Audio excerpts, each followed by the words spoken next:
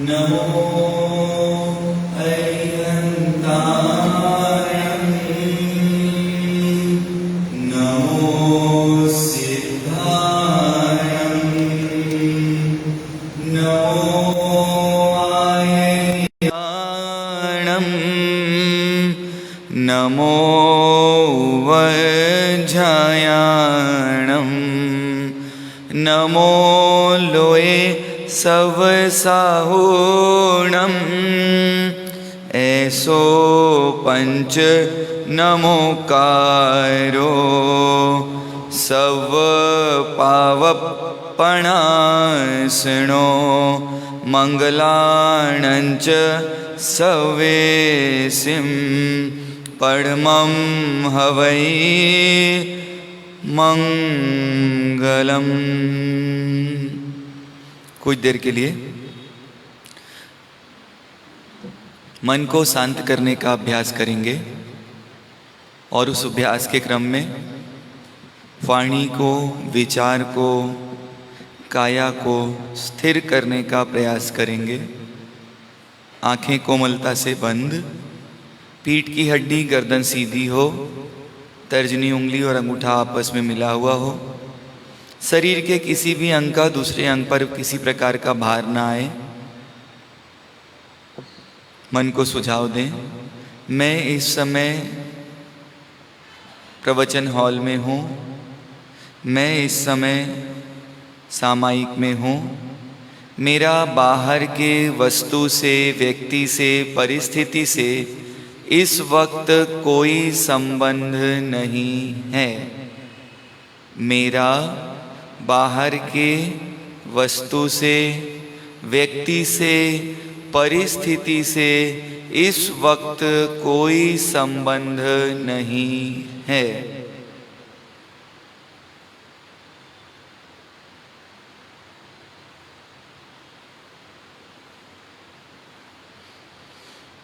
ना मुझे अतीत की याद में जाना है, ना मुझे भविष्य की कल्पना में।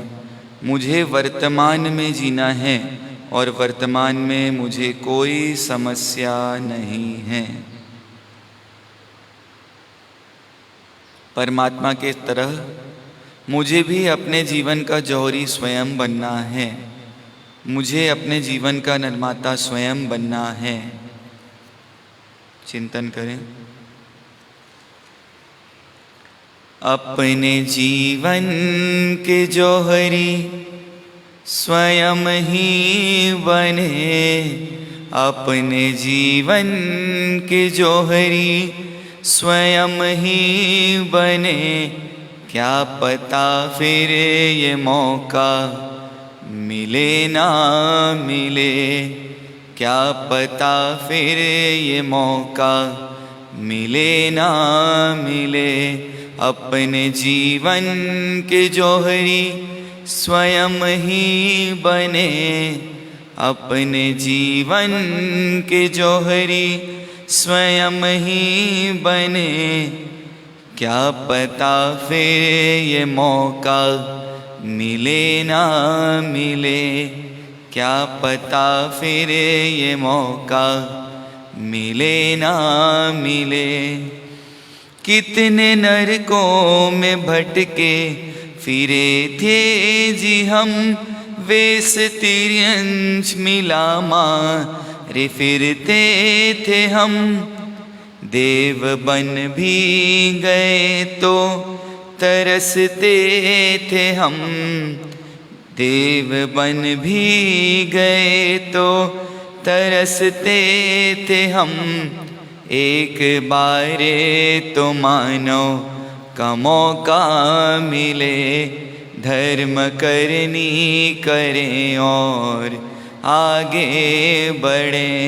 अपने जीवन के जौहरी स्वयं ही बने, अपने जीवन के जौहरी स्वयं ही बने। क्या पता फिर ये मौका मिले ना मिले। आत्मज्ञाता बने धर दाता बने, खुद में देखें खुदा और विधाता बने। जैन दर्शन का हमको खजाना मिला, जैन दर्शन का हमको खजाना मिला। साधु संतों का हमको समागम मिला, साधु संतों का हमको समागम मिला। अब तो आत्मा का कल्याण पल में करें, अपने जीवन के जौहरी स्वयं ही बने, अपने जीवन के जौहरी स्वयं ही बने। क्या पता फिर ये मौका मिले ना मिले। हम किसी के नहीं, कोई हमारा नहीं, तन भी अपना नहीं, कोई सहारा नहीं। आत्मा है अकेली, अकेला सफ़र, आत्मा है अकेली, अकेला सफ़र। कर्म जैसे करोगे वैसी डगर, कर्म जैसे करोगे वैसी डगर। समता भावों से जीवन सुहाना बने, अपने जीवन के जौहरी स्वयं ही बने, अपने जीवन के जौहरी स्वयं ही बने। क्या पता फिर ये मौका मिले ना मिले। पर पदार्थों से परिचय बहुत हो गया, जाग जाओ रे चेतन समय हो गया। मौका मिल ही गया है तो खोना नहीं, मौका मिल ही गया है तो खोना नहीं। जिंदगी 4 दिन की तो सोना नहीं, जिंदगी 4 दिन की तो सोना नहीं। कर्म शत्रुओं को जीते महावीर बने, कर्म शत्रु को जीते महावीर बने। अपने जीवन के जौहरी स्वयं ही बने, अपने जीवन के जौहरी स्वयं ही बने। क्या पता फिर ये मौका मिले ना मिले, क्या पता फिर ये मौका मिले ना मिले। चिंतन करें कि मुझे अपने जीवन का जौहरी स्वयं बनना है। मैं नरक, तिर्यंच, देव सब जगह एक ही भावना करता रहा कि मुझे मनुष्य का भाव मिले, मैं आत्मज्ञाता बनूं, मैं धर्मदाता बनूं। मुझे साधु संतों का समागम भी मिल गया। अब तो मुझे अपनी आत्मा का कल्याण करना ही है। पर क्यों नहीं कर पाता कि मैं औरों को अपना मानता हूँ और अपने अपनेपन को पहचान नहीं पाता हूँ। आत्मा अकेली है, अकेला सफ़र है और समता भावों से जीवन सुहाना होता है। पर पदार्थों का मैंने बहुत परिचय किया और ज्ञानी भगवंत कह रहे हैं जाग जाओ चेतन, जाग जाओ। और क्या करो, मौका मिला है तो सोना नहीं, और 4 दिनों की जिंदगी है इसे खोना नहीं। और क्या करो इन 4 दिनों में, कर्म शत्रु को जीतें और महावीर बने। ऐसे भावों को दृढ़ करें, निर्णय तक अपने विचारों को पहुंचाने का प्रयास करें। मैं कौन हूँ? तो एक ही आवाज़, मैं आत्मा हूँ, मैं आत्मा हूँ, मैं आत्मा हूँ।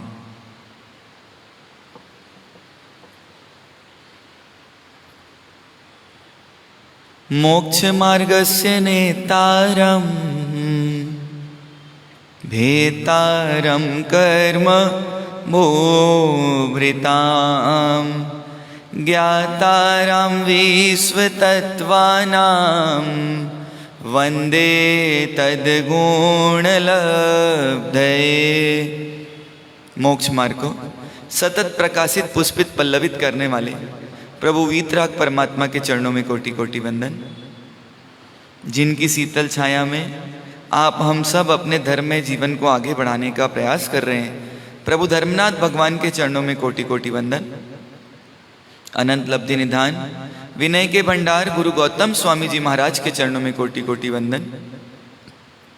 आस्था के केंद्र, प्रत्यक्ष प्रभावी, चारित्र उन्नायक चारों दादा साहब, दादा जिनदत्त मणिधारी, कुशल चंद्र सूरी गुरु भगवंतों के चरणों में कोटि कोटि वंदन।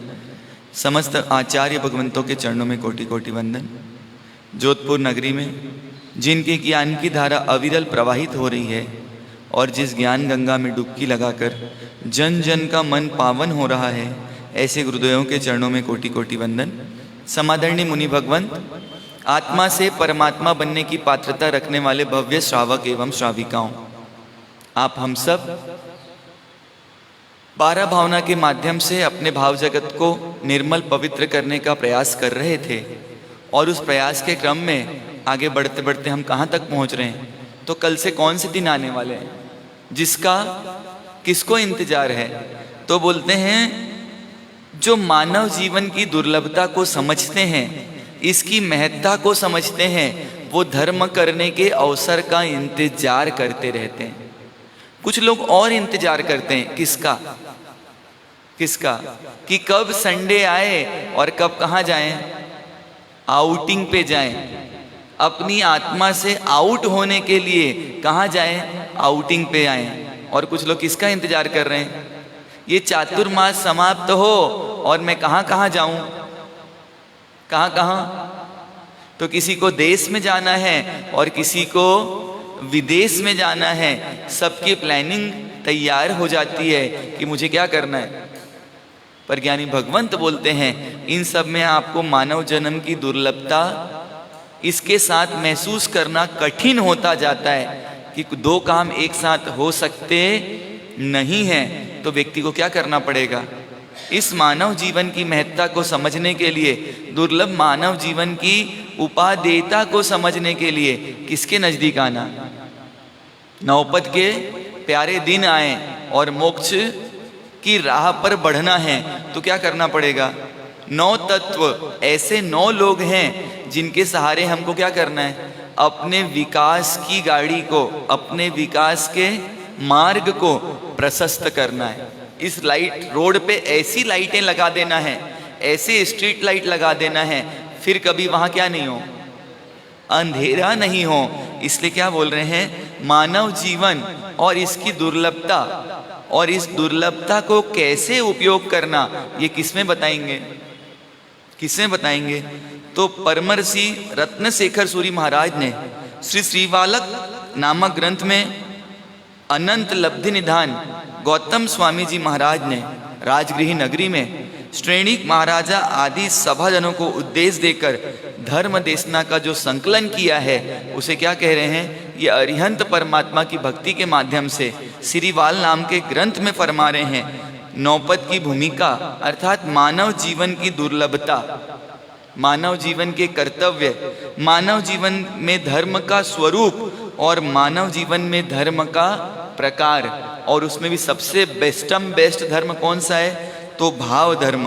और इस भाव धर्म की मुख्यता को पाने के लिए कौन सा पर्व है, इस भाव धर्म की मुख्यता को पाने के लिए श्रेष्ठतम तप बताया, श्रेष्ठतम पर्व बताया, नौपद का तप और नौपद की आराधना। अभी तक हमको क्या बताते रहे कि मानव जीवन की दुर्लभता, मानव जीवन में कर्तव्य, धर्म का स्वरूप, प्रकार, और अब सिर्फ किस में ले जाएंगे, ये भाव धर्म में। और श्री गौतम स्वामी जी महाराज सबसे पहला संबोधन दे रहे हैं, भो भो महानुभावा। क्या बोला, भो भो महानुभावा से संबोधित करते हैं। किसको संबोधित कर रहे हैं, किससे, हाँ, हे महानुभावा मतलब महानुभावों। किसको महानुभाव बोल रहे हैं, जिसको आर्य देश की प्राप्ति हुई। सबसे पहला कौन सा, जिसको आर्य देश की प्राप्ति हुई, जिसको आर्य जाति की प्राप्ति हुई और जिसको आर्य कुल की प्राप्ति हुई। कौन सा कुल कहलाता है और कौन सी जाति कहलाती है? पिता का परिवार और माता का परिवार। माता का परिवार जाति और पिता का परिवार कुल। तो हमको जाति से क्या मिल गया? जन्म से आर्य कुल। और वापस कुल किस में आ गए? क्योंकि देखना, कई लोग जाति से तो जैन थे और कुल बदल जाता है, कुछ लोगों का कुल अजैन होता है पर व्यवस्था से फिर किस में आ जाते हैं? जैन में। पर हमको तीनों चीज मिल गई, आर्य देश, आर्य जाति और आर्य कुल। अब ये आर्य क्षेत्र को इतना इंपॉर्टेंस क्यों दिया? क्योंकि यहां पर क्या है, ये श्रेष्ठ तीन चीजें प्राप्त हो सकती हैं। कैसे हो सकती हैं? तो कुछ वस्तुएं पुण्य से प्राप्त होती है, कुछ वस्तुएं पुण्य से प्राप्त होती है, कुछ वस्तुएं पुरुषार्थ से प्राप्त होती है और कुछ वस्तुएं क्षयोपक्षम भावों से प्राप्त होती है। चीजों के प्राप्त होने की तीन व्यवस्था है। कुछ चीजें किससे मिलती है? पुण्य से। कुछ चीजें किससे मिलेगी? पुरुषार्थ से। और कुछ चीजें किससे मिलेगी? क्षयोपशम से। पर ये आर्य देश, आर्य जाति, आर्य कुल, मनुष्य जीवन, जैन कुल, जैन गति किससे मिला है? तो ज्ञानी भगवंत यहां स्पष्ट कर रहे हैं कि ये सारी चीज पुण्य फल का परिणाम है। इसलिए पुण्य करना कि नहीं करना, शुभ के कार्य करना कि नहीं करना। हाँ, आपने तो फरमाया हमारे सब शुभ लोहे की बेड़ी की जगह सोने की बेड़ी है, पर ये बेड़ी कैसी है? तो इस बेड़ी के सहारे बेड़ा पार हो सकता है। तो पहले स्टेप में अशुभ छोड़ना, फिर किसको छोड़ना? जो पुष्प पूजा का निरोध करे वनस्पति से, पूजा का जल से, तो पहले उसको सबसे पहले अपने लिए त्याग करना। आप गुरुजी कांदा खावे और दूजे ने, कोई सुनेगा उसकी बात? गांधी जी के पास एक माता जी गई और माता जी ने निवेदन किया कि गांधी जी, ये आपको बहुत मानता है पर ये बच्चा गुड़ बहुत खाता है और इससे इसको क्या हो रही है? तकलीफ हो रही है। आप इसका गुड़ छुड़वा दीजिए। आप बोलेंगे इतना ही कि तुझे गुड़ छोड़ना है और ये क्या कर देगा? बहुत बड़ा काम था क्या? पर गांधी जी ने उसके लिए 7 दिन का समय मांग लिया। क्यों? क्या इतना बड़ा टास्क था क्या? हाँ, पर वो 7 दिन इसलिए मांगे कि 7 दिन बाद वो माता जी वापस आई उस बेटे को लेके और बेटे को सहजता से बोल दिया, बेटा गुड़ मत खाया करो। उस बेटे ने स्वीकार कर लिया। माता जी बोलती हैं कि गांधी जी, ये तो आप उस दिन भी बोल सकते थे। पर क्या बोलती हैं? हाँ, कि माता जी, उस दिन तक मैं भी गुड़ बहुत खाता था, तब मैं बोलने का अधिकारी। आज मैंने गुड़ छोड़ा है तो मैं क्या कर रही हूं? मैं छोड़ा है मैंने गुड़ तो मैं बोल पा रहा हूं। तो स्व पर शासन फिर अनुशासन। पहले किस पर शासन करें? पहले स्व पर शासन करें और फिर क्या करें? अनुशासन की बात करें। और इस जमाने में कैसा है, बोलने वाला करता नहीं, बोलने वाला करता नहीं, तो बोलने वाले के बोलने से सुनने वाला कैसे करेगा? बोलने वाला अगर स्वयं नहीं करता है तो बोलने वाले से सुनने वाला करेगा क्या? नहीं करेगा। तो इसलिए हमको विचार करना है कि सबसे पहले क्या बोल रहे हैं, ये सब चीज हमको किससे मिली है? पुरुषार्थ से क्या मिला है वो भी बताएंगे। महानुभावा बोल के किसकी तरफ इशारा किया? किसकी तरफ? हाँ, हमारी तरफ। तो महानुभावता मतलब क्या? तो उसके लक्षण बताएं 4। जिसका आशय उत्तम हो, जिसका इंटेंशन, सोच, विचार उत्तम हो। सबसे पहला, जिसके विचारों में गरीबी नहीं हो, जिसके विचारों में झूठ मायाचारी नहीं हो, कथनी करनी में फर्क नहीं हो, एक्सक्यूज नहीं हो। वो कैसा होगा? जिसका आशय उत्तम हो। याद रहेगा आप लोग को सब? आज बहुत सारी बात आने वाली है, क्योंकि आज भूमिका है किसकी? अपने मन को तैयार करने के लिए कि मैं 9 दिन एम्बिल करूंगी तो मेरा कुछ बिगड़ने वाला, और ओली में बिगड़ भी जाए तो क्या मानना? कर्मों की क्या होगी? निर्जरा होगी। और कोई चला जाए तो भी जाएगा कोई नहीं, तो क्या होगा? तो भी उसे क्या होगा? सब चीज शुभ होगी, शुभ भावों के साथ हमेशा शुभ फलदायी होगी। क्या बोल रहे हैं? दूसरा, जिनके परिणाम उत्तम हो। अब आशय उत्तम होगा तो परिणाम मतलब रिजल्ट। रिजल्ट भी कैसा आएगा? उत्तम। उत्तम मतलब बेस्ट, नो कॉम्प्रोमाइज। आप जब भिंडी और मटर में कॉम्प्रोमाइज नहीं करते हो तो आराधना में कॉम्प्रोमाइज क्यों? जौहरी लोग हैं, एक एक भिंडी भी छांट छांट के लाते हैं। तो जब भिंडी 1 रुपए की भी एक भिंडी नहीं आती, उसके लिए इतनी जागृति, 50 रुपए किलो से ऊपर भिंडी महंगी थोड़ी होगी। एक पाव भिंडी में 10, 15, 20 आ जाती होगी, तो 50 पैसे की तो एक भिंडी हुई ना। अब उस एक भिंडी के लिए इतनी जागृति, तो अपने परिणामों के लिए जागृति है कि नहीं? तो सावधान किया। तीसरा नंबर बोला, जिनकी भावना अच्छी हो, नहीं भी कर पाए तो भावना कैसी होनी चाहिए? कैसी हो कि मैं पूरी तपस्या नहीं कर सकता, मैं चैत्यवंदन कर सकता हूँ, मैं फेरी कर सकता हूँ, मैं खमासना कर सकता हूँ, मैं कायोत्सर्ग कर सकता हूँ, मैं प्रवचन श्रवण कर सकता हूँ। तो इस बातों को सब विराम दे दीजिएगा कि प्रवचन कब 2 तारीख को होंगे कि नहीं होंगे, 7 तारीख को होंगे कि नहीं होंगे। तो इस प्रश्न का कोई अवकाश नहीं है। 2 तारीख को भी प्रवचन अपने क्रम से चलेंगे। 7 तारीख की भी पूजा प्रवचन के पश्चात ही है। मेक इट वेरी क्लियर, ठीक है? किसी भी दिन प्रवचन का अवकाश नहीं है, क्योंकि ये पर्व कौन सा है? मांगलिक पर्व है, शाश्वत पर्व है। इसको बीच में ब्रेक किया जाता नहीं है। तो आप जो 9 बजे आने वाले हैं, आपको कब से आना है? 8 बजे से आना है। और जिनको स्नात्र पूजा करना है उनको 7 बजे से आना है, ठीक है? और चौथी भावना, जिसमें वास्तविकता समझने की शक्ति हो, जो सत्य को स्वीकार कर सके, उस पे क्या नहीं करे। कई बार सामने दिखा हुआ सत्य को भी व्यक्ति क्या करने का प्रयास करता है? झूठलाने का प्रयास करता है। पर सत्य एक ऐसी चीज है कि क्या नहीं की जा सकती। हाँ, मैं यहाँ पर ये टेबल में अपने तरीके से रख के गया हूँ और मेरे को वैसी नहीं मिलती, इसका मतलब क्या है? मैंने पूछा किसी ने किया क्या? कोई जवाब नहीं देता। इसका मतलब देव आके करके गए। हाँ, पर क्या होता है जब आपको लग रहा है कोई नहीं देख रहा है, और उस समय शायद मैं खिड़की में ही खड़ा था। तो ये विचार कीजिएगा कि सत्य को, वास्तविकता को स्वीकार कर सके। महानुभाव के 4 लक्षण। पहला कौन सा? आशय उत्तम हो। दूसरा, परिणाम उत्तम हो। तीसरा, भावना अच्छी हो। और चौथा, समझने की शक्ति अच्छी हो। और यही धर्म श्रवण की योग्यता है, क्योंकि आशय परिणाम अच्छा हो तो लाभ होगा, और जिसका आशय परिणाम अच्छा नहीं होगा वो क्या करेगा? सार में भी क्या कर देगा? जैसे किया ना, इंटेंशन अच्छा था कि सिर पे क्या रखना, और उसका क्या निकाल दिया।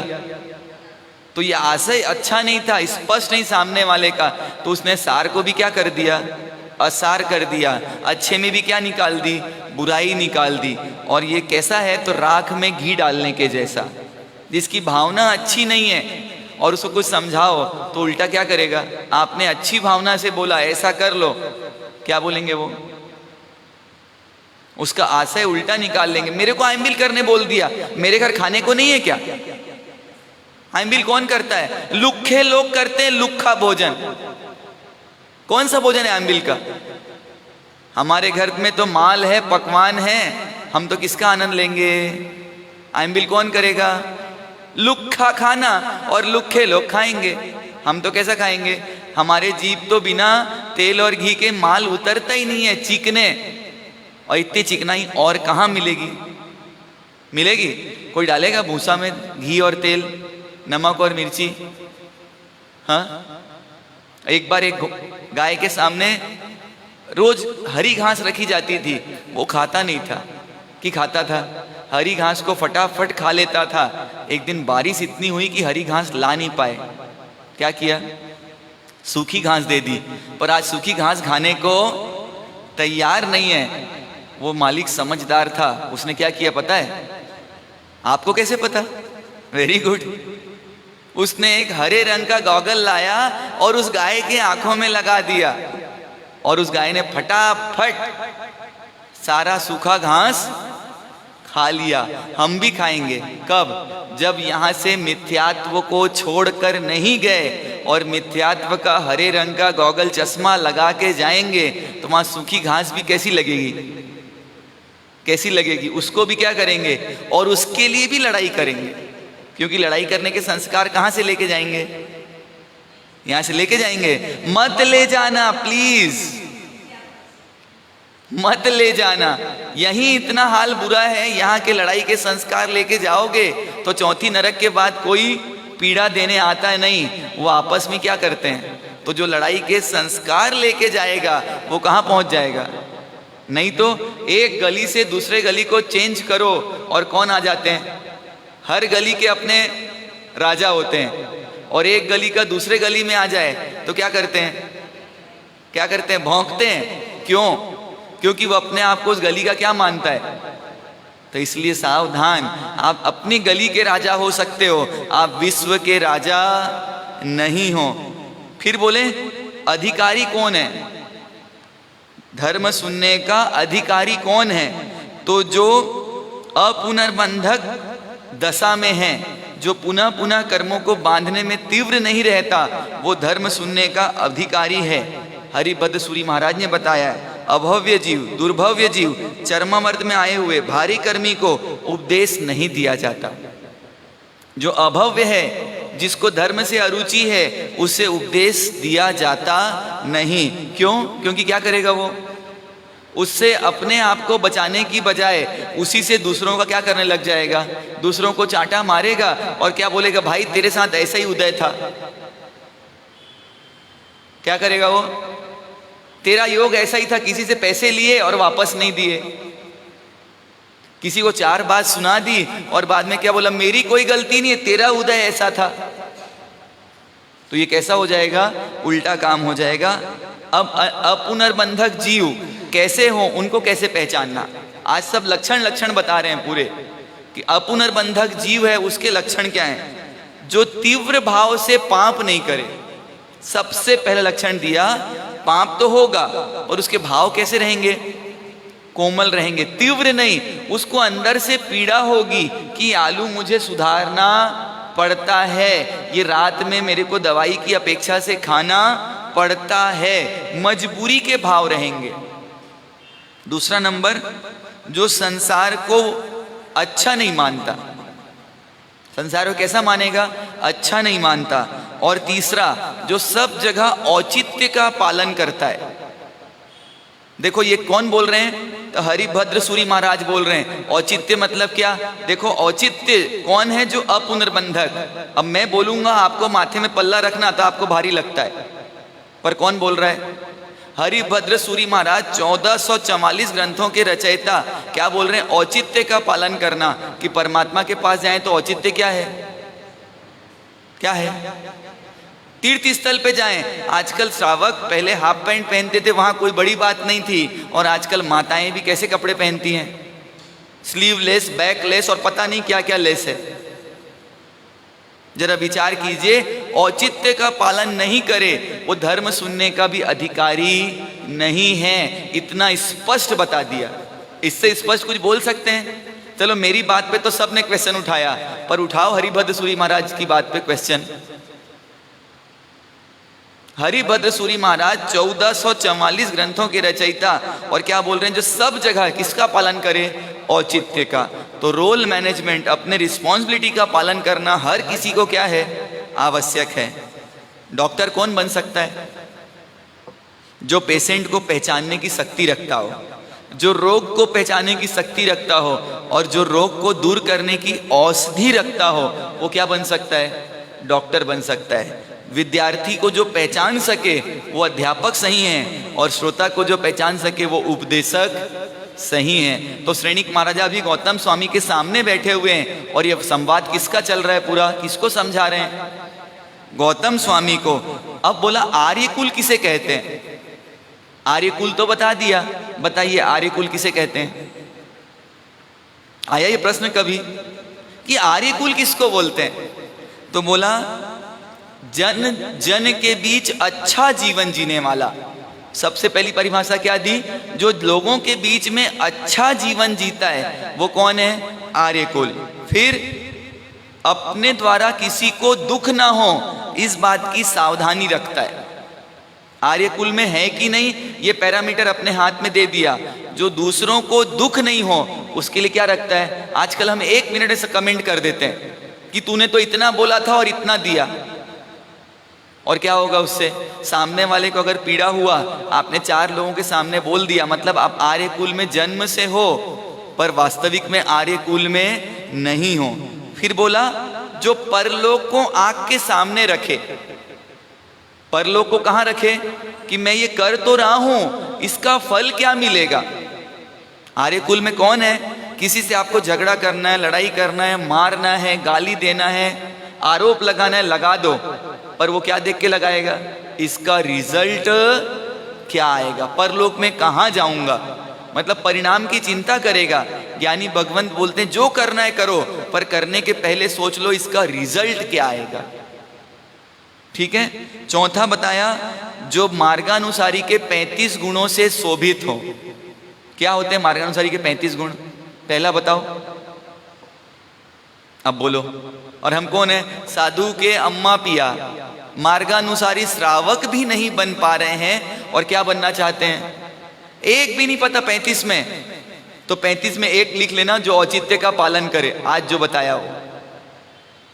मार्गानुसारी के गुण, बड़ी बड़ी पढ़ाई तो आपने बहुत की है, मेरा समय तो निकलने में है, क्योंकि मेरे को किसी ने बोला हमारे साहब ये कर दो वो कर दो। मैंने भाई अब समेटने का दिन आ गया, अब फैलाने का समय नहीं है, तो बहुत ज्यादा अब आप लोग क्या नहीं कर सकते, क्या नहीं कर सकते, क्योंकि आपके दिवाली का दिन आ गया, नौपत का दिन आ गया, घुमा घूमी का दिन आ गया, तो अब विचार कहाँ रहेगा? एग्जीबिशन का दिन आ गया दिल्ली वालों के, तो क्या नहीं कर सकते। तो मैंने स्पष्ट कर दिया कि भाई अब समेटने का समय है, अब फैलाने का समय।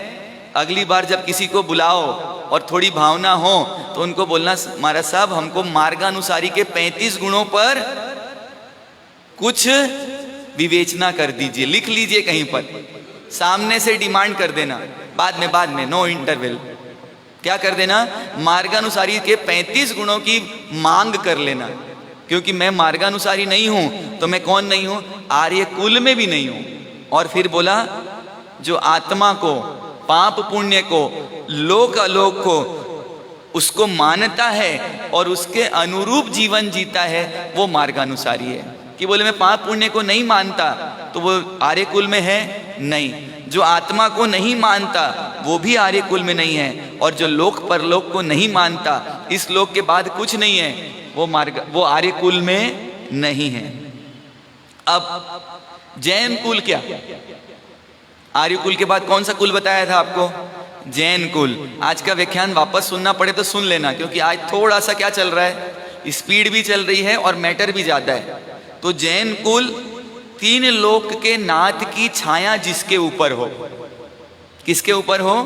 3 लोक के नाथ, त्रिलोकी नाथ, अधोलोक, ऊर्ध्वलोक और मध्यलोक के जो नाथ हैं, उसकी छाया किसके ऊपर हो? जिसकी छाया में अपना जीवन बिताएं, वो जिसमें विवेक जागृत हो।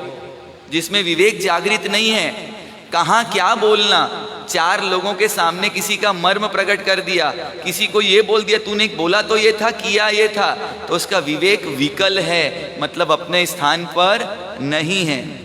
संसार जिसे हे लगे, हे मतलब छोड़ने योग्य, और मोक्ष जिसको उपादेय लगे, मोक्ष ग्रहण करना जैसा लगे, जिसके जीवन का लक्ष्य क्या हो? डॉक्टर, इंजीनियर, वकील बनना, हाँ, किसी की पति और पत्नी बनना, अच्छा वकील बनना, तो बोला जिसका लक्ष्य हो संयम जीवन का, जिसका जीवन लक्ष्य क्या हो?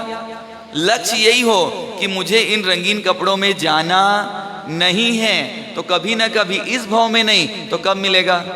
वो वज्र स्वामी कहाँ है अभी? पालने में। और क्या चाहिए? पर कितनी भावना भाई होगी। वो अयमुत्ता मुनि, आपके छोटे बच्चे को पैंट पहनना भी नहीं आता, और अयमुत्ता मुनि जी कहाँ पहुंच गए? पहुंच गए केवल ज्ञान के आलोक में। किस बल पर? पूर्व में इतनी भावना भाई, इतना भावना भाई कि रिजल्ट में क्या मिल गया? वो अगले भाव में सहज मिल गए। फिर बोला जिनेश्वर देव की आज्ञा को जो सिरसा वंद्य करते हैं, सिर झुका के जो जिनेश्वर भगवंत की आज्ञा को क्या करते हैं, प्रणाम करते हैं, वे सारे जैन कुलवासी हैं और जैन कुल कहलाते हैं। कहें होगा। फिर जैन कुल मिलते ही क्या मिलता है, वीतराग जैसे देव, निर्ग्रंथ जैसे गुरु और सर्वज्ञ प्रणीत धर्म। कोई बोले, किसी ने कल बताया, कोई बोलता है प्लांट लगाओ, कोई बोलता है ये करो, कोई बोलता है वो करो, किसकी माने? तो बिल्कुल स्पष्ट बोल दिया है, सर्वज्ञ प्रणीत धर्म, जिसका केवली प्ररूपित धर्म, उस धर्म का ही हमें क्या करना है, पालन करना है। मॉडर्न टेक्नोलॉजी कुछ भी बोल दे, मॉडर्न टेक्नोलॉजी पहले आयोडीन को खूब अच्छा है अच्छा है अच्छा है बोलती थी, और आज थायराइड हर घर में एक व्यक्ति को मिलेगा। आयोडीन नमक अच्छा था और वापस कौन सा नमक अच्छा है बोल रहे हैं अब, रॉक सॉल्ट। प्लास्टिक अच्छा है अच्छा है अच्छा है, और आज उस प्लास्टिक ने कहां लाके खड़ा कर दिया, हर तीसरा व्यक्ति कैंसर से पीड़ित है। तो साइंस की एक लिमिट है और मेरे परमात्मा की ज्ञान की कोई लिमिट नहीं है। आद्र कुमार जन्म कहाँ हुआ, अनार्य देश में। कौन मिल गए, कल्याण मित्र। तो कल्याण मित्र बनाते चलना, जो कहाँ लगाया आपको, किट्टी से कट्टी करना और किससे जुड़ना, हाँ किससे जुड़ना, परमात्मा से जुड़ना। और वो कहाँ आ गए, कभी देखा नहीं था परमात्मा को, अभय कुमार को, पर पुरुषार्थ। पहले बताया पुण्य से क्या मिलता है, आर्य कुल, और अब देखो ये आद्र कुमार ने पुरुषार्थ करके किसको पाया, आर्य कुल को। कहाँ चले गए, अनार्य देश में थे पर पुरुषार्थ करके कहाँ आ गए, हाँ पुण्य मिला, पर पुण्य की एक्सपायरी है कि नहीं है, एक्सपायरी है। तो पुण्य एक्सपायर हो जाए उसके पहले क्या कर लेना। आप देखते भी हैं 4 पीढ़ी में 3 पीढ़ी आनंद से बीत गई और चौथी पीढ़ी को, 3 पीढ़ी दरिद्रता में चली गई और चौथा पीढ़ी कहाँ चला गया। जो जमीन उनके कौड़ी के दाम की थी, उनका गुजारा मुश्किल से होता था, और वही जमीन कितने की बन गई। तो जिनके पिताजी दुखी जीवन जीते थे और उनका पुत्र क्या करता है, कुछ करने की उसको आवश्यकता नहीं पड़ती है। सोचो, हमको एक प्रश्न दिया, अगर हम अनार्य देश में होते तो क्या होता हमारा, एक बार सोच के देखो, अगर हम अनार्य देश में होते तो हमारा क्या होता। दूसरा प्रश्न दिया, टास्क, अगर जैन कुल नहीं मिलता तो क्या होता। फिर वीतराग देव नहीं मिलते, जैन कुल भी मिल जाता है, पर क्या नहीं मिलते। ऐसे अनेक लोग हैं जिनको परमात्मा के कई दिनों तक दर्शन नहीं होते। ऐसे कई लोग हैं जिनको निर्ग्रंथ गुरु के दर्शन ही नहीं होते। इंटीरियर में जाओ तो कभी उन्होंने गुरु महाराज को प्रत्यक्ष, वो बोलते हमने कभी आहार कैसे बैराना, हमको पता ही नहीं, क्योंकि बैराने का अवसर ही नहीं मिला। और क्या नहीं मिलता, तो कुछ लोगों को धर्म भी नहीं मिलता। हमको क्या मिल गया, आंख खोलते ही क्या मिल गया, धर्म मिल गया। पालने में क्या मिल गया, नौकार मिल गया। पर 70 साल की उम्र में भी हम कहाँ नहीं पहुंच पाते। तो कई सारे ऐसे लोग आज भी मिलते हैं जो सिद्धाचल, गिरनार, शत्रुंजय आदि तीर्थों की यात्रा नहीं कर पाते, और अब शरीर हमारे सब डोली में भी नहीं बैठा जाता, अब कैसे जाएं। और ये इतना स्पष्ट बोल दिया है कि ये 2 तीर्थों की यात्रा अगर जिसने नहीं की, उसकी गर्भज जैसी अवस्था है, गर्भस्थ शिशु के जैसी व्यवस्था है, उसका अभी तक के जिन शासन में जन्म हुआ नहीं है। बहुत से ऐसे स्थान हैं, हमको भी बिहार में देखने को मिलता है, ना वहाँ परमात्मा है, ना वहाँ गुरु कभी जाते हैं, ना उनको कभी धर्म सुनने को मिलता है। ऐसे लोगों का क्या हाल होगा, वो आर्य देश में भी रह के कैसे हैं। हाँ आपको वैल्यू आती है, कभी आप सोचते हैं कि हमको क्या मिला है, हाँ क्यों नहीं आती वैल्यू, क्योंकि हमको कैसा मिल गया, सामने से मिल गया। और जिसको भूख नहीं है और उसको कुछ खाने को दो तो क्या करता है, वो नाटक करता है, ये ऐसा नहीं है, वो वैसा नहीं है, ये ठंडा है, ये गर्म है। क्या करता है? देवचंद जी महाराज ने अपने विमलनाथ भगवान के स्तव में लिखा है, भूखा ने जे में घेवर घाल्या, हाथ न मांडे गेलो जी। भूखे के सामने घेवर रखो तो उस घेवर का आनंद लेके खाता है क्या? क्या करता है वो? फटाफट फटाफट फटाफट क्या करते जाता है? तो पागल के जैसे वो क्या करते जाता है? तो ज्ञानी भगवंत बोल रहे हैं कि हमारा गला कहां कहां तक भरा है, किससे भरा है, कहां से भरा है? तो क्रोध मान माया कसाय से भरा है, और इसलिए मिठाई का स्वाद अंदर जा नहीं रहा है। पर मिला कैसे है? कैसा मिला है? इनक्रेडिबल। इसकी कोई वैल्यू लगा सकता है?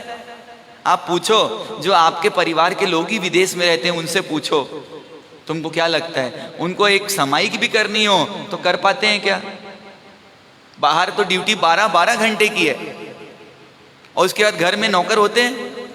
नहीं होते। तो और घर में आके क्या करना पड़ता है? काम भी करना पड़ता है, और फिर आराम भी। और इस काम और आराम में जिंदगी पूरी क्या हो रही है उनकी? तमाम हो रही है। देवलोक कहाँ हैं? अगर आपसे एक प्रश्न पूछूं कि देवलोक कहाँ हैं, कहाँ हैं? हाँ, कहाँ हैं? तो बोलते हैं नरक लोग अभी दिल्ली में। पुण्य कितना मिला है? देवगति जैसा पुण्य कहाँ मिल गया आपको? किस चीज की कमी है बताइए?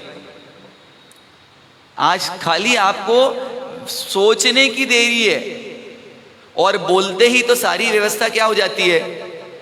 छोटा सा बच्चा और उसकी सुविधाएं कैसी है उसके पास? बड़ी गाड़ी जब चलाएगा, और छोटी गाड़ियां उसके आसपास कितनी रहती है? उसको चाहिए नहीं, उससे ज्यादा क्या मिलता है? कई बार कुछ कपड़े तो बिना पहना ही छोटे हो जाते हैं, होते कि नहीं होते? हाँ, स्वेटर बनाया था ठंडी में, चुन्नू आएगा, पर मुन्नू कब आ गया? ठंडी के बाद। और जब तक स्वेटर तो बड़ा होता नहीं, और अगली ठंडी आई तब चुन्नू क्या हो गया? अब क्या होगा? तो सामग्री इतनी है, कहां उपलब्ध है? इसको क्या बोला? आपके मन में इस पुण्य का मूल्य कितना है? क्वेश्चन पूछ रहे हैं। क्वेश्चन पूछो अपने आप से, इतना जो पुण्य मिला है ये देवलोक से कम है क्या? हाँ, कम है। और अपने मन को पूछना, हमको भी आते आते क्या मिला? किसने पूछा कि इस पुण्य का उपयोग नहीं करते, देवगति हम नहीं मानते, तो लोगों ने क्या बोला कि हमारे साथ दिल्ली क्यों जा रहे हो? ये प्रश्न उठा, और दिल्ली वालों के भी प्रश्न उठा कि दिल्ली क्यों आ रहे हो? हाँ, ये सच है। तो ये विचार करने जैसा है कि आप दिल्ली को कैसा मानते हो? गुरु महाराज ने देवलोक जैसा माना इसलिए भेज दिया, और आप कैसा मान रहे हो ये आप जानो। पर मना किया, इसका मतलब क्या है कि भाई आपके आने जैसा नहीं है। पर वो तो गुरु महाराज की उदारता ही रही कि इन सब परिस्थितियों के बाद भी क्या कर दिया। नहीं तो दिल्ली है, आप लोगों से कुछ छिपा हुआ नहीं है। मैं तो 3 महीने से ही जानता हूं, आप तो 30-30, 60-60 साल से जानते हो दिल्ली को भी और दिल्ली वालों को भी। Very good. पर ये एक चैलेंज है कि हम क्या करें। आपके दिल्ली का, मैंने जैसा कल एक अनुभव बताया था, गोंदिया से एक भाई आए और दिल्ली को जानते नहीं, पहचानते नहीं, पर दिल्ली की चर्चा उनके जानकारी में है। वो आकर बोले, हमारे साहब दिल्ली के 90-100 लोग जोधपुर गए थे, तो क्या दिल्ली का संघ इतना बड़ा है? मैं बोला, आपको कैसे पता चला? आप उस समय जोधपुर में थे क्या? नहीं। तो मेरे कंवर साहब नागपुर वाले जोधपुर में थे, और कंवर साहब ने मेरे को बताया कि 100 लोग दिल्ली वाले कहाँ हैं। वो जानकर अभिभूत हो रहे हैं कि 100 लोग कहाँ गए हैं। ये दिल्ली की बदलती हुई तस्वीर है, मेंटेन करना आपके हाथ में। आप अपने मुख से अपने कार्यक्रमों का अनुगान करें, कोई बड़ी बात नहीं है। पर कहाँ गोंदिया? कई लोगों ने तो देखा भी नहीं होगा दिल्ली वालों ने गोंदिया, पर वो क्या देख रहा है। तो इसलिए हमको इतना सुंदर देवलोक कहाँ मिला हुआ है, कहाँ मिला हुआ है। और देव कैसे रहते हैं? सोचिए, ये दिल्ली संत देवलोक क्यों है कि आपको संतों का श्राविकाओं के समाधान के लिए साध्वी वर्ग का समागम मिलता रहा कि नहीं रहा?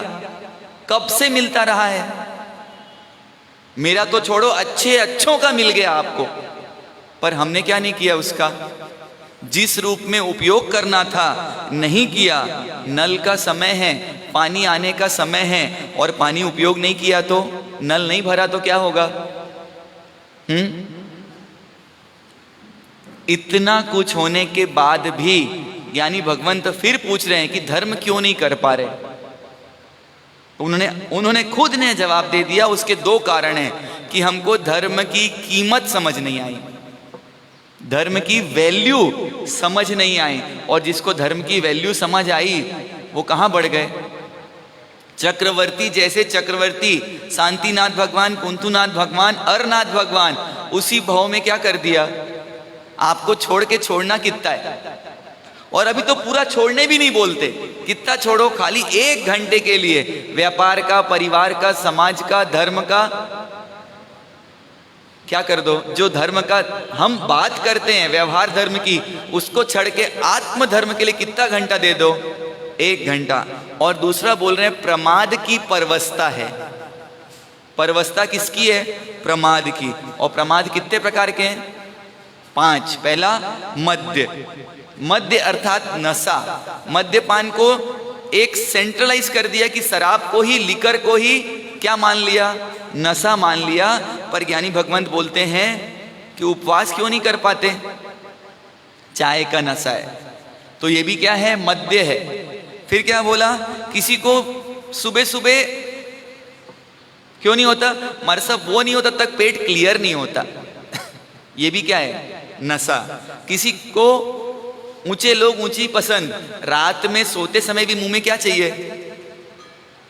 एक सज्जन आए, महाराज साहब ने उनको बोला, बड़े महाराज साहब ने, कि भाई तुम इतना ही नियम ले लो, सोने के बाद और उठने के पहले गुटखा नहीं खाओगे। तो इस नियम में क्या दिक्कत है? और उस भाई ने नियम नहीं लिया। क्यों नहीं लिया? महाराज साहब कभी नींद खुल गई बीच में तो जरा विचार कीजिए कि हमने एक शराब को बुरा मान लिया, पर जो भी नशा है वो सब क्या है? वो सब क्या है? नशा है। फिर दूसरा नंबर है विषय। कौन कौन से? अनुकूल स्पर्श, रस, गंध, रूप और स्पर्श। ये पांचों चीज क्या करती है? हमको विषय वासना में फंसा देती है। और क्या कर लो, कुछ लोग व्याख्यान में, स्वाध्याय में क्यों नहीं आते? कुछ निवेदन करते हैं, हमारे साहब हमारे मैच का टाइम है, थोड़ा आगे पीछे नहीं हो सकता क्या? कुछ बहनें बोलती है हमको एग्जीबिशन में जाना है, किटी में जाना है, हमारे साथ स्वाध्याय का टाइम चेंज नहीं हो सकता क्या? किस लिए? विषय पोषण के लिए। फिर तीसरा नंबर कौन सा है? कसाय। इसमें तो अपन ने खूब डिटेल में चर्चा कर रखी है, क्रोध, मान, माया और लोभ। और चौथा नंबर कौन सा है? निद्रा। सबसे प्यारी कौन है? निद्रा। रात में भी सोना है, दिन में भी सोना है, और जागते हुए भी। कई लोग बैठे बैठे सो जाते हैं, तो क्या करना है? हाँ, ये कैसा है? एक बार एक श्रावक जी के घर में थोड़ी सी अनबन हो गई, तो श्रावक जी अपने पत्नी को बोलते हैं, मैं अपने ससुराल जा रहा हूं, तू अपने मायके चले जा, और बच्चों को उनके ननिहाल भेज दे। कहां पहुंचे तीनों? हाँ, पर बात कैसी है? ना समझ व्यक्ति को लगेगा कि तीनों अलग अलग जगह जा रहे हैं। वो तो आप लोग समझदार हैं सब, इसलिए क्या बता दिया कि एक जगह जा रहे हैं। पर ना समझ व्यक्ति क्या बोलेगा? एक तो अपने ससुराल गया है, दूसरा कहाँ गई है? अपने मैके, और बच्चे कहाँ गए हैं? अपने ननिहाल। तो ऐसे ही हम क्या बोलते हैं? मैं सुबह रूम में सोता हूँ, दोपहर हॉल में सोता हूँ, शाम को सोफे में सो जाता हूँ, सब अलग अलग जगह सोता हूँ ना। पर सोना तो क्या है? सोना और इज इक्वल टू खोना। जो सोएगा सो खोएगा, और जो जागेगा सो। ये सिर्फ बोलने में अच्छा लगता है, करने में थोड़ा दिक्कत पड़ता है ना। फिर चौथा नंबर, द बेस्टम बेस्ट। इसके जैसी मिठाई दुनिया में आज तक कहीं नहीं बनी। जितनी बार खाओ, जिसके साथ खाओ, अलग अलग टेस्ट आता है। कौन सा है? विकथा, वेरी गुड। और विकथा के कितने प्रकार हैं? राजकथा, देश कथा, भक्त कथा, स्त्री कथा। ये चार तो आपको अच्छे से पता है। पांचवी कौन सी है? मृदुकारिणी कथा, जिससे किसी को शोक हो, विलाप हो, ऐसी कथा को क्या बोलते हैं? मृदुकारिणी कथा। जो छठवीं है दर्शन भेदी कथा, जिससे किसी का सम्यक दर्शन नष्ट होता हो, जिसके किसी की मान्यता है कि बर्फ में सुख नहीं है, पर आपने क्या बोला, कल तो मैंने बर्फ के लड्डू खाए और इतना मजा आया तेरे को बता ही नहीं सकती रे। अब क्या कर दिया उसका? उसके विचार क्या दे दिए? बेचारी बर्फ खाती नहीं थी, पर अब उसको क्या दिखेगा? ठंडी में भी क्या दिखेंगे? बर्फ के लड्डू। और चौथा कौन सा है? सातवां, चारित्र भेदी कथा, जिससे किसी का चारित्र बिगड़ जाए, जिसको रस पूर्वक बातें, यहाँ पर ये अच्छा है, वहाँ पर वो अच्छा है, बैंकॉक जाके ये करना, जिससे किसी का चारित्र का पतन हो जाए, ऐसी कथा करते हैं। तो इस 7 प्रकार की कथा कौन सी कथा है? विकथा, विपरीत कथा है, इसलिए बोलते हैं विकथा। और हम अपनी कथा तो जानते हैं कि नहीं जानते? हाँ, जानते हो पूरी? इस भाव की पूरी बताओ। 4 साल की उम्र में क्या खाया था? 2 साल की उम्र में कहां कहां गए थे? इस उम्र की इस कथा भी पूरी नहीं पता नहीं है, बिल्कुल फैक्ट है। आपको कौन कौन क्या बोलता है पता है? सब सामने बोलते हैं वो पता है, और पीछे बोलते हैं वो आपके सामने बोलते हैं आप तो बहुत अच्छा सलाह देती हो, आप तो बहुत समझदार हो, आपका ये विचार अनुमोदनीय है, और निकल चले तो चली गई होशियार, पूरा अपना होशियारी झाड़ के।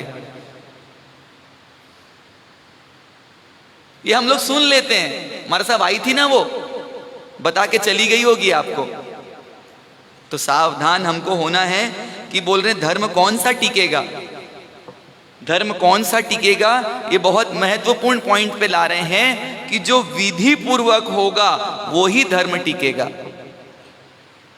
विधि पूर्वक नहीं होगा वो धर्म टिकेगा नहीं। खाना भी जो व्यवस्थित बनता है वो टिकता है, थोड़ा भी बिगड़ जाए तो पेट पे टिकता है क्या? क्या कर देता है? आजकल एकदम बहुत कॉमन शब्द है फूड पॉइजन। खाना बिगड़ा तो शरीर बिगड़ेगा ही। वैसे ही विधि अगर सही नहीं है तो जिस चीज को जैसी बताई जाए वैसा ही करना, ये क्या है? पर हम क्या मिलाते हैं? अपनी बुद्धि मिलाते हैं, और उसी से हमारा काम नहीं हो रहा है। गौतम स्वामी जी महाराज को बोला, ज्ञानी है खुद कि आनंद श्रावक के पास जाके आए हो और ऐसी ऐसी गलती आपसे हो गई है, क्या करो? क्षमा याचना कर लो। कर लेंगे? वो गौतम स्वामी थे, कर लिए, और आप हम सब कर पाएंगे? हाँ, जिस भाई से, जिस बहन से, जिस पिताजी से बोलचाल बंद है और बोले ये बोलचाल बंद समाप्त कर दो, कर देंगे? तो बहुत मुश्किल है विधि का पालन करना। और दूसरा बोला आशय शुद्धि पूर्वक, जो भी करो, जितना भी करो, किससे करो? तो अपने आशय, अपने इंटेंशन को शुद्ध रख के करोगे तो परिणाम मिलेगा। सच्चे धर्म की साधना और सही ढंग से करना। अब सांसारिक कामना के लिए अविधि पूर्वक कार्य किया, रिजल्ट मिलेगा? नहीं मिलेगा। सांसारिक कार्य की भावना से विधि पूर्वक कार्य किया, अब मिलेगा? अभी भी नहीं मिलेगा। कार्य कौन सा है? सांसारिक, और उसमें विधि, मुक्ति मार्ग का कार्य और अविधि से किया तो रिजल्ट मिलेगा?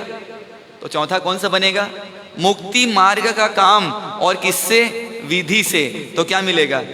रिजल्ट मिलेगा और मिलेगा। संखेश्वर की यात्रा करते लोग, 108 यात्रा पूनम की, महरोली आते हैं पूनम की यात्रा पर, अगर उसमें भावना कौन सी है? सांसारिक हित की, तो मिलता तो रत्नों का पहाड़, पर कितना सा रत्न मिलेगा? इतना कंकर के जैसा रत्न मिल जाएगा और उसकी वैल्यू समाप्त हो जाएगी। तो क्या करना बोल रहे हैं? क्या करना? धर्म का रिजल्ट चाहिए हो तो अविधि का त्याग करना। सबसे पहले अविधि का त्याग करना। किस लोग को जल्दी रहती है? चैत्यवंदन कब करना चाहिए? परमात्मा की द्रव्य पूजा के बाद भाव पूजा करना चाहिए। पर कुछ लोग जल्दी रहती है तो क्या करते हैं, कहां से लाए ये विधि, कहां से लाए। पर ऐसे बहुत लोग दिख जाते हैं कि क्या करते रहते हैं, पहले द्रव्य पूजा करना है और उसके बाद कौन सी पूजा करना है। और जो लोग द्रव्य पूजा करते ही नहीं, फिर तो पहले द्रव्य पूजा करना है, जल चंदन पुष्प धूप दीप अक्षत नैवेद्य फल, और उसके बाद भाव पूजा करना है। हम द्रव्य पूजा करते ही नहीं और भाव पूजा करते हैं, ये विधि है कि अविधि, तो ये अविधि है। आप पूरी द्रव्य पूजा नहीं कर पाओ, आप 3 रोज नहीं कर सकते पर 5 रोज कर सकते हो। आप अक्षत नैवेद्य फल धूप और दीप, ये 5 पूजा तो रोज कर सकते हो। पर इसको भी रोज करते हैं क्या, कैसे लाते आते हाथ। कभी आप लोगों के अंदर आते हुए वीडियो शूटिंग करके दिखा दिया जाए कौन कैसे आया। मंदिर की सामग्री नहीं होती पर क्या होता है, भूत क्या दिखता है हाथ में, जो भविष्य को बिगाड़े वो भूत। तो क्या करना, थोड़ी अपने ऊपर मेहरबानी करना और कल से क्या करने का प्रयास करना, अष्ट प्रकारी पूजा नहीं कर पाओ तो हमारा जैन धर्म इतना लिबरल है कि धूप दीप में तो आपको घर से भी कुछ नहीं लगता, रेडी कहाँ मिलता है, पर उसके बाद भी नहीं कर पाते। अक्षत नैवेद्य फल रोज नहीं ला पाते हो तो एक बटवा बना के क्या कर दो। आपको लगता है इतना बोझा कौन उठाएगा, 5 किलो का झोला उड़ जाता है। आजकल झोला बोलना ही चाहिए, बैग नहीं बोलना चाहिए। आप लोग का रहता है ना उसमें पूरा, आजकल कितने बड़े बड़े हो गए। मगर सब क्या करें, वो फ्लाइट में 7 किलो की छूट है तो उतना तो भरना ही पड़ता है ना। पर हम क्या नहीं लेके आ पाते। विचार कीजिएगा कि ये 5 पूजा और उसके बाद क्या करें हम, चैत्य वंदन। ईमानदारी से यहाँ कितने लोग चैत्य वंदन रोज करते हैं, रोज विदाउट फेल, वेरी गुड। बाकी लोग किसका इंतजार कर रहे हैं, जरा चिंतन कीजिए ये समय कैसे निकल रहा है, बहुत तेजी से निकलते जा रहा है। फिर दूसरा नंबर है अनुचित आशय का त्याग कीजिए। आशय अगर खराब है तो उसका त्याग कीजिए। ये धूप जलाने से क्या होगा, ये दीप जलाने से क्या होगा, दीप से कुछ होगा कि नहीं होगा पता नहीं, पर तुमने जो ये विचार किया इससे बहुत कुछ होगा, क्योंकि इससे तुम्हारा मिथ्यात्व पुष्ट हो रहा है तो संसार बढ़ रहा है। आपको नहीं करना है तो मत करो, करने वाले पर क्वेश्चन मत करो, सही गलत है इसका विश्लेषण मत करो। आपसे किसी ने सर्टिफिकेट मांगा, आपको सर्टिफिकेट देने के लिए किसी ने ऑथोराइज किया, तो फिर क्यों उसकी गफलत में पड़ना। आपको किसी ने सर्टिफाई नहीं किया, सर्टिफिकेट नहीं दिया कि आप बताओ धूप पूजा करना चाहिए कि नहीं करना चाहिए, तो आप अपना दिमाग क्यों चलाते हो। फिर तीसरे नंबर बोला प्रमाद का त्याग करना। चैत्य वंदन करते हैं तो खमासना कैसा देना, पर कैसे देते हैं, तो जब कर रहे हैं तो हो सके उतना प्रमाद का त्याग करना। और चौथा नंबर बताया सम्यक धर्म में पुरुषार्थ करना। और कौन सा तप करना, तो 4 प्रकार का सम्यक धर्म, दान सील तप और भाव। तो दान भी करना, सील का पालन भी करना, तप का पालन भी करना और भावों से करना। और ये पर्व किसका आ गया, इस पर्व में दान भी करना है। कल से क्या करना है, दान भी करना है, साथ में क्या करना है, सील का पालन करना है। तीसरे नंबर में क्या करना है, तप करना है। जिसकी जैसी शक्ति हो, किसी को दवाई लेनी पड़ती हो, जरूरी है इकासने का पचकान लें, दवाई ले लें, पर खाना कौन सा है, जिसमें राग नहीं आए। और किससे राग बढ़ाना है, पर पदार्थों से राग छूटेगा तो परमात्मा से राग होगा। तो रस कस रहित और कौन सा प्योर माल, आपको इतनी और छूट है, आप इकासने का पचकान ले लो, पर करो खाओ किसका। और फिर आइम्बिल का खाओ तो आइम्बिल का गाओ भी। चैत्य वंदन, स्तुति, देव वंदन, प्रदक्षिणा, कायोत्सर्ग, स्वस्तिक और फिर प्रतिक्रमण। जो भी कर सकते हो, इसमें जितना भी कर सकते हो, अपने अपने लेवल में जो जहां खड़ा है वहां से आगे बढ़ते जाए। 12 लोगस के कायोत्सर्ग में तो किसी को दिक्कत नहीं आएगी, और कुछ नहीं कर सकते तो एटलीस्ट 12 लोगस का क्या करें, 31 लोगस का क्या करें। जिस दिन का जो कायोत्सर्ग है वो कायोत्सर्ग करें और वीरति के उपासक बने और अवीरति के नाशक बने, दुख दीनता के नाशक बने और सुख के साधक बने। जो नौपद की आराधना करता है वो दुख में दीन नहीं होता और सुख में लीन नहीं होता। श्रीपाल महाराजा का हम दृष्टांत देखेंगे कि इधर तो सुख बढ़ते जा रहा है पर सुख में लीन नहीं हुए। किसको नहीं छोड़ा? जो सुख में लीन होता है वो किसको छोड़ देता है? धर्म को छोड़ देता है। और श्रीपाल जी का जीवन हमारे सामने आदर्श है कि किसको नहीं छोड़ा, किसको नहीं छोड़ा। कोई भी परिस्थिति आई पर किसको नहीं छोड़ा? धर्म को नहीं छोड़ा। तो ऐसा नौपद का दिन हमारे समक्ष प्रस्तुत हो रहा है। कल इसकी स्थापना, नौपद जी की स्थापना 7:30 बजे नेमिनाथ भगवान के मंदिर में की जाएगी। स्थापना के पश्चात धूप दीप अक्षत नैवेद्य आदि जो स्थापना होती है कलश, उसका स्थापना किया जाएगा। और उसके बाद सीक्वेंस में कल चैत्यवंदन, 9 चैत्यवंदन, ये नौपद ओली के विशेष चैत्यवंदन किए जाएंगे। तत्पश्चात 9 से 10:15 प्रवचन होगा। प्रवचन का समय 15 मिनट बढ़ाया गया है क्योंकि 2 चीज एक साथ हैं। 9 चीज अरिहंत सिद्ध आदि 9 पद और श्रीपाल मैना सुंदरी की जीवन की यशोगाथा, दोनों चीज चलेगी, इसलिए 15 मिनट व्याख्यान का समय बढ़ाया गया है। और तत्पश्चात देववंदन, इसमें आपको जो व्यवस्था अपने हिसाब से चेंज करनी हो, आपको अपना फेरी माला खमासना करना हो, आप अपनी सुविधा से आगे पीछे जैसा करना चाहें कर सकते हैं। आइम्बिल करना हो, अभी भी जिन्होंने अपना मन बना लिया हो नाम लिखावे। 1 दिन करना हो, 2 दिन करना हो, नमक से करना हो, वरण से करना हो, मिक्स धान से करना हो, अपनी व्यवस्था जरूर लिखाएं तो आपको व्यवस्था देने में आएगी। 14 के दिन 8 तारीख को सामूहिक आइम्बिल का आयोजन होगा। प्रवचन का मैंने जैसे बता ही दिया है कि प्रवचन अपने क्रम से चलते रहेंगे। समय कितना कितना दिया जाएगा ये व्यवस्था समय पर छोड़ी गई है। और कल का दिवस अति मंगल का दिवस है और हमको क्या करना है? नौपद में जुड़ना है। आज 30 तारीख लास्ट दिन है जो जैनोलॉजी कोर्स संचालित हो रहा है पूज्य श्री के मार्गदर्शन में 1 साल का, उसका अंतिम दिवस है। श्रावण सुदी पंचमी के दिन नेमिनाथ भगवान का जन्म हुआ। ज्ञान आराधना का पर्व पंचमी से जुड़ा हुआ और इत्तेफाक से आज दिवस भी कौन सा है? सुदी की पंचमी का दिवस है। तो जिन्होंने अभी तक फॉर्म नहीं भरा हो और जिनकी भावना हो आज फॉर्म भर लें। शैली जी, अनीता जी आपको सहयोगी हो सकते हैं और कोई जानकारी चाहिए हो तो हमसे भी मिल सकते हैं। और रविवार को क्या होगा? प्रभु महावीर की अंतिम देशना और उसमें परमात्मा ने हमको जो जीवन जीने की प्रेरणा दी है उस पर आप हम सब एक परिचर्चा कार्यशाला के माध्यम से सम्मिलित होंगे। प्रवचन नित्य क्रम के अनुसार 9 बजे प्रारंभ हो जाएंगे। तो अपनी व्यवस्था को संडे के दिन मैनेज करने का प्रयास कीजिए क्योंकि अब ज़्यादा संडे नहीं बचे। कितने बचे मेहता जी साहब? 8 नवंबर से लेकर अब तक कितने संडे बचे हैं?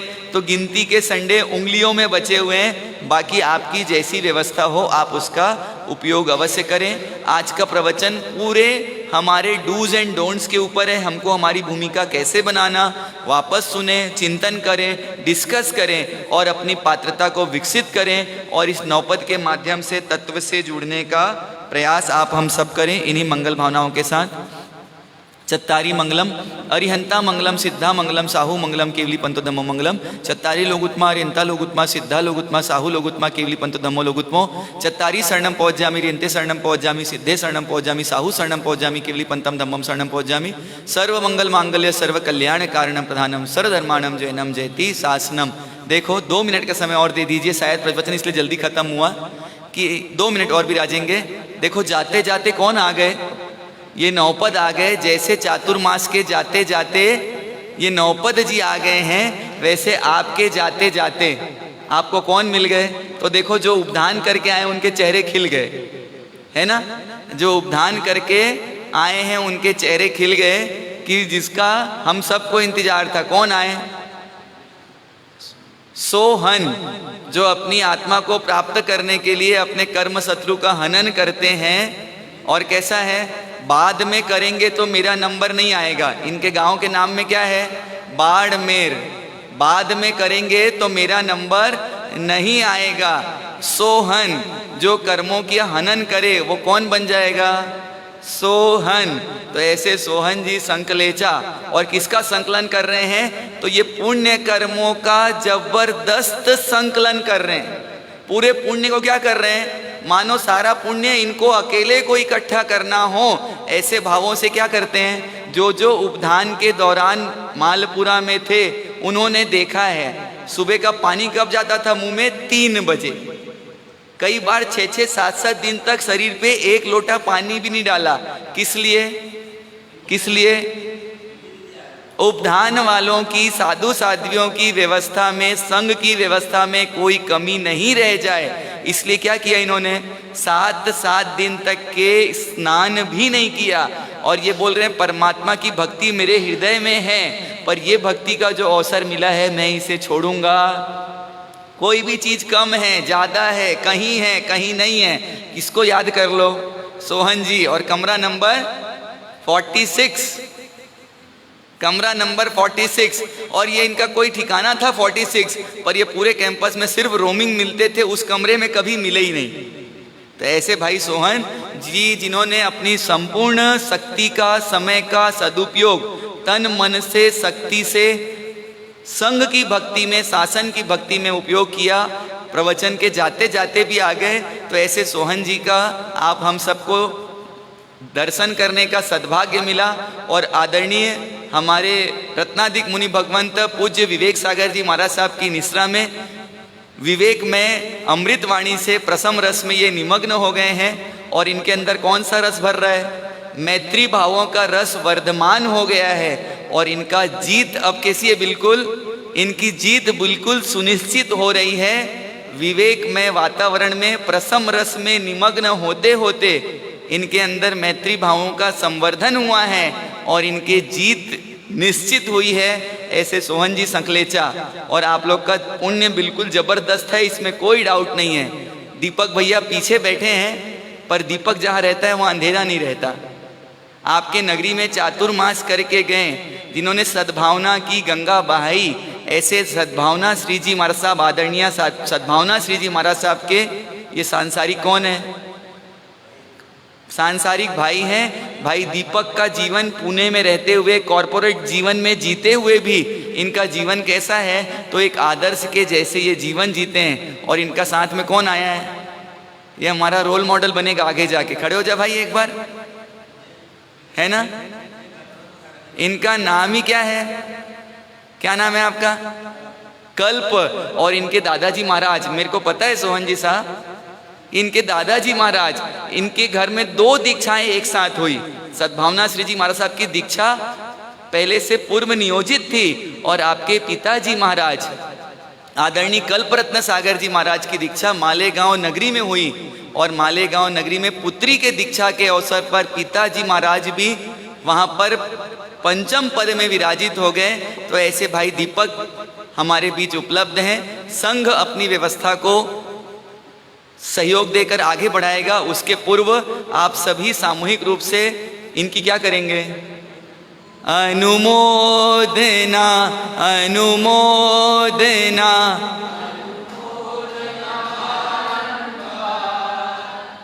अनुमोदना, अनुमोदना।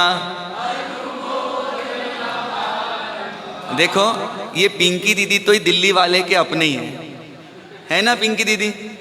ये दिल्ली वालों के अपने ही हैं। मैं आज जहाँ यहाँ पर बैठा दिख रहा हूँ, तो इसमें पूज्य मणिप्रभा श्री जी महाराज साहब और महाराज साहब का आशीर्वाद और संबल तो है ही, पर निश्चित मानिएगा मेरे को दिल्ली में शांति से रहने में, दुखी नहीं होने में सबसे बड़े मेरे लिए सहयोगी मार्गदर्शक हुए हैं आदरणीय आत्मनिधि श्री जी महाराज साहब। उन्होंने दिल्ली में आने के पहले मुझे क्या कर दिया था? पूरा प्रिपेयर कर दिया था, इसमें कोई डाउट नहीं है। आप अगर आके देखना चाहें तो मेरी नोटबुक भी देख सकते हैं। कुछ लोगों को मैंने पूछा आपका नाम ये है, तो कैसे पता, मेरी कॉपी में लिखा हुआ है। तो ऐसे पिंकी दीदी आपके दिल्ली के हैं, और इनका जो कार्य, जिस प्रकार से दोनों बहनों ने अपने शासन को संपूर्ण समर्पण किया धवल वस्त्रों के साथ, और ये रंगीन वस्त्रों में रहते के साथ, जो कार्य साधु साध्वी नहीं कर सकते संघ की व्यवस्था का, ये रंगीन कपड़ों में रहते हुए भी उस सारे कार्य को सुनियोजित तरीके से आगे बढ़ा रहे हैं। शरीर की व्यवस्था बदली, और इस बदली हुई व्यवस्था में भी इन्होंने अपने मन को बदलने नहीं दिया। जब भी इनको पूछो दीदी स्वास्थ्य कैसा है, इनके मुंह से क्या निकलता था, कोई दिक्कत नहीं है। पर इनको ये नहीं पता कि इनके शुभ चिंतक बहुत सारे हैं, और वो क्या कर देते हैं कि अभी थोड़ा क्या चल रहा है। पर उसके बाद भी इनकी इतनी अनुमोदना है कि अपने समय का, अपने शक्ति का बल रंगीन कपड़ों में होते हुए भी जो उपयोग कर रहे हैं। और ये कैसा है, और इनका वास्तविक में नाम क्या है पता है आप लोग को? क्या नाम है? हाँ, क्या नाम है? अंजलि। इनका वास्तविक नाम क्या है? और मानो इनको कहाँ रख लो, अंजलि में रख लो रोज अपने साथ, तो हमको भी एक आदर्श मिल जाएंगे कि जीवन कैसे जीना चाहिए। आज कोई आप लोग का क्रम ही चल रहा है दिखता है। देखो महितपुर से कौन आ गए आज ना, कोई विशेष क्रम है। जाते जाते ये प्रतिभा जी हैं, और महितपुर से आए हैं। 25 साल से वहाँ की पाठशाला को अपने तन मन धन से सबसे सुनियोजित चला रहे हैं। और आप लोगों को ध्यान होगा, जो मेरे साथ प्रतिक्रमण में सहयोगी बन रहे थे भाई ईशान, जो कौन से हैं, इंडियन ऑयल में इंजीनियर के तौर पर काम कर रहे हैं, और पूरा पंच प्रतिक्रमण उनको याद है। ये उन्हीं की माता हैं जिन्होंने अपने बच्चे को क्या किया। आप हर फंक्शन में उनको देखेंगे, वो श्रावक श्राविका अपने दोनों छोटी बच्चियों के साथ इस परिसर में हमेशा समय से आते हैं। तो आप लोग का कोई जरूर सद्भाग्य है कि एक के बाद एक कौन मिल गए। तो पहले सेवा भावी मिल गए, कौन? सोहन जी। फिर शासन को समर्पित 2 मिल गए, कौन? दीपक भैया और पिंकी दीदी उर्फ अंजलि जी। और फिर कौन मिल गए? ज्ञान यज्ञ में अपना सहयोग देने वाले प्रतिभा जी। इनका सबका नाम भी कैसा मिला है देखो, मैंने कुछ नहीं किया। सोहन, आत्मा को हनेंगे तो क्या मिलेगा? दीपक। दीपक के पास जाएंगे तो क्या मिलेगा? अंजलि में क्या मिल जाएगा? प्रतिभा मिल जाएगी। तो ऐसे सभी लोगों को प्राप्त करके दिल्ली संघ अभिभूत है और अपने कर्तव्यों के निर्वहन की ओर आगे बढ़ रहा है। आपको 5 मिनट का समय और देना है। पिंकी दीदी अपनी बात कुछ रखना चाहते हैं? कुछ महाराज साहब का मैसेज लाए होंगे, क्योंकि हम सब उनके मैसेज को सुनने के लिए हमेशा आतुर रहते हैं, उत्सुक रहते हैं, क्योंकि जो भी दिल्ली में हो रहा है उनकी बहुत बड़ी प्रेरणा है। तो पिंकी दीदी अपने भावों को, महाराज साहब के भावों को शब्दों से रख रहे हैं।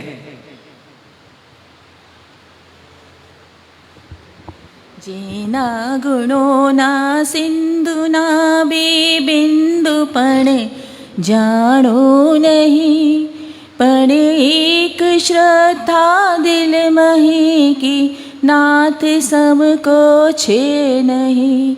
जेना सहारे क्रोड़ी तरिया मुक्ति मुझ निश्चय सही, एवा प्रभु अरिहंत ने पंचांग भावे हो नमो। अबाल ब्रह्मचारी गिरनार तीर्थ मंडन नेमिनाथ भगवान के चरणों में कोटि कोटि वंदन। गुरु गौतम स्वामी के चरणों में कोटि कोटि वंदन। खरचरगढ़ श्रृंगार चारों दादा गुरुदेवों के चरणों में कोटि कोटि वंदन। परम पूज्य गुरुवर्य विचक्षण जी महाराज साहब के चरणों में कोटि कोटि वंदन। पाठ पर विराजित परम पूज्य विशुद्ध सागर जी महाराज साहब आदि ठाना के चरणों में कोटि कोटि वंदन। मम जीवनोद्धारिका मम जीवन पथ प्रदर्शिका परम पूज्य गुरुवर्या मणिप्रभा शिव जी महाराज साहब के चरणों में कोटि कोटि वंदन। दिल्ली वासी भी मुझसे परिचित है और मैं भी दिल्ली वासी से परिचित हूँ, है ना। और शायद दिल्ली वालों का परम परम सौभाग्य है कि आत्मा से भी विशुद्ध और नाम भी जिनका क्या है, विशुद्ध सागर जी। परिचय तो देने की ज़रूरत ही नहीं है, 2-2.5 महीने में आपने खूब परिचय, कितना मेहनत कर रहे हैं महाराज साहब आप लोगों के साथ। बस उनको लग रहा है कि जो मेरे पास सब कुछ है मैं सब कुछ दे दूँ दिल्ली वालों को। लग रहा है कि नहीं लग रहा? कितने कार्यक्रम, कितना नाम, उनका नाम तो हम रोज ही सुनते रहते हैं, आज ये कार्यक्रम, आज ये कार्यक्रम। तो ऐसे विशुद्ध सागर जी महाराज साहब का चातुर्मास आपको मिला, आधा से ज़्यादा समय तो निकल गया, थोड़ा सा समय बाकी है, उसका भी भरपूर उपयोग कर लो।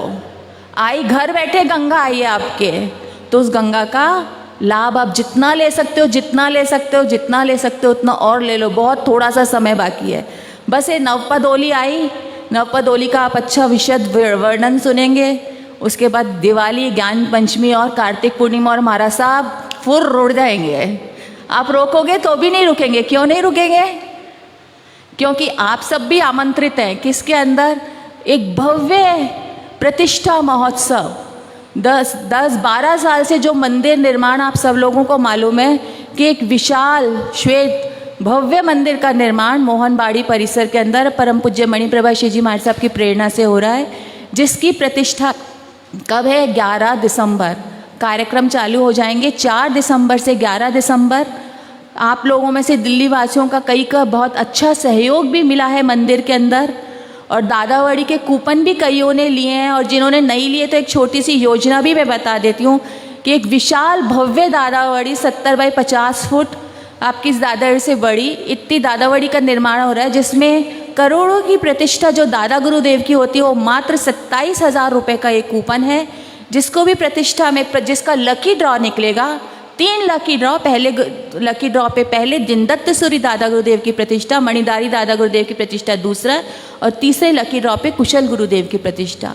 और मिनिमम सहयोग मंदिर के अंदर 1,21,000, जिसका नाम शिलालेख पर अंकित किया जाएगा। 1500-2000 वर्ष तक रहने वाले मंदिर में यदि आपने अपनी संपत्ति का थोड़ा उपयोग नहीं किया, आपके जितेंद्र जी साहब राक्यान, उन्होंने एक बड़ा लाभ लिया है। R25 वाले, उन्होंने एक बड़ा लाभ लिया है। और कई दिल्ली में 1,21 और 1,21 कई लाभ, गौतम भैया, महेंद्र जी नाहटा, रीता जी नाहटा परिवार ने बड़ा लाभ लिया। तो कई दिल्ली वासियों ने लाभ लिया, और जिन्होंने नहीं लिया उनकी अगर अनुकूलता हो तो ज़रूर लें।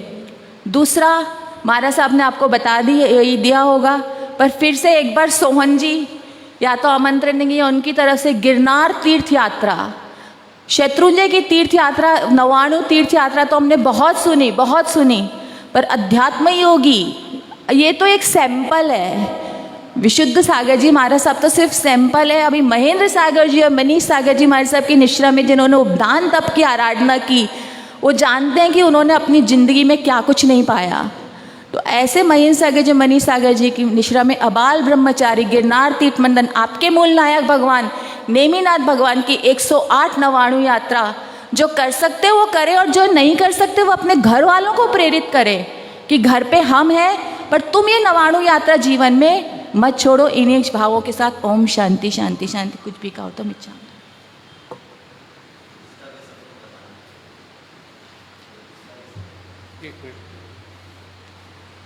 प्रतिष्ठा 11 दिसंबर की है, उसी दिन एक दीक्षा भी है, और परम पूज्य महेंद्र सागर जी महाराज साहब और मनीष सागर जी महाराज साहब को उपाध्याय पद से विभूषित भी 11 दिसंबर को किया जाएगा। यह 3 कार्य एक साथ हैं। आप लोगों से सादर विनम्र निवेदन है कि इस प्रतिष्ठा महोत्सव पर पधार कर इसकी शोभा को बढ़ाएं। ओम शांति। ज़रूर अवश्य पधारें, और बोलना नहीं पड़ेगा, मेरे ख्याल से दिल्ली वासी तो खूब आने ही वाले हैं।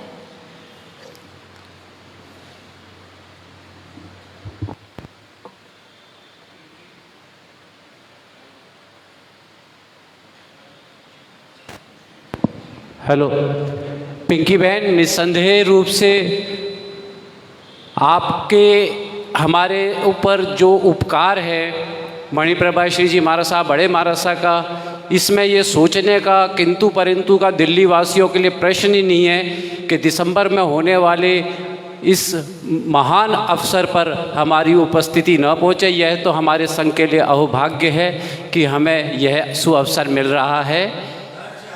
जय जय जय जय। इसी क्रम में 4 तारीख, इसी क्रम में आगामी 4 तारीख को उपकारी के उपकार को तो हम वंदन करके आए हैं, और भावना रह रही है कि प्रदूषण के बाद जो सांवत्सरिक समापना होती है, उसी क्रम में हम जयपुर में हमारा संघ दिल्ली से छोटी दादावाड़ी से जा रहा है। पूज्य गच्छाधिपति परम पूज्य प्रवर्तनी श्री शशि प्रभा श्री जी महाराज साहब प्रत्यक्ष में जो हमें आज लाभ मिल रहा है, उसके लिए उपकारी पूज्य मणिप्रभा श्री जी महाराज साहब को दर्शन वंदन और समापना के भाव लेकर जयपुर जाने का। यह संघ 4 तारीख को दोपहर 3 बजे यहाँ से बस या गाड़ी द्वारा जयपुर के लिए प्रस्थान करेगा। रात्रि विश्राम जयपुर में करने के बाद 5 तारीख को सभी विराजमान गुरु भगवंतों के दर्शन वंदन उपरांत रात्रि में या शाम को जो अनुकूलता रहेगी उसके अनुसार वहाँ से पुनः प्रस्थान कर दिल्ली आएगा। और यहाँ पर जाने वाले जो भी इच्छुक हैं वे शीघ्रता से दादावाड़ी पेड़ी में अपना नाम लिखाएं, जिससे उचित व्यवस्था करी जाए। जाने वाले सभी भाइयों के लिए, श्राविकाओं के लिए, श्रावकों के लिए 1100 रुपये का नकरा संघ द्वारा निश्चित किया गया है, जो राशि आप समय से यहाँ पे जमा कराएं।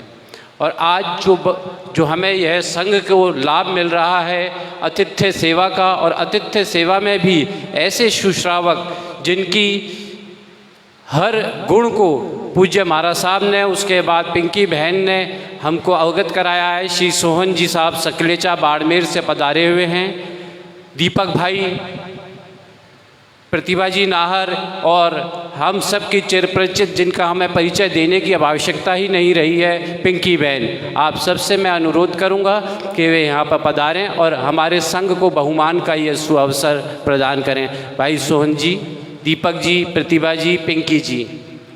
आज्ञा पालन में है आपका धर्म, आपका नियम कुछ देखो। आप सामने तो आओ, देखो क्या मिलेगा, देखना। फिर आपको नौपद की आराधना, आपको नौपद कुछ भी नहीं मिल रहा है, कुछ नहीं, सिर्फ परमात्मा है और कुछ नहीं, कुछ भी नहीं है।